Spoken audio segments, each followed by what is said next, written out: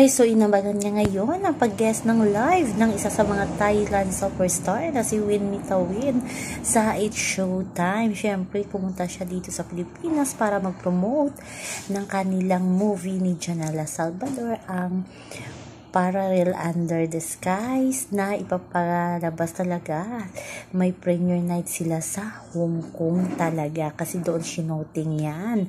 Kaya excited at masayang-masaya ang mga fans ni Win dito sa Pilipinas kasi nakita na nila ng personal itong kanilang idol. O diba, parang si Win ata isa sa mga cast ng Meteor Garden Thailand, diba? Kung maalala natin. At sikat na sikat din siya sa Thailand. So sa mga fans dyan ni Win, lalo na sa nanood ng Showtime, ayan, nakita nyo na ng personal yung idol nyo, ang gwapo niya. So yun lang po guys ang ating update sa ngayon. Hanggang sa muli. Bye bye. Always remember, wag po tayong magpaka-stress.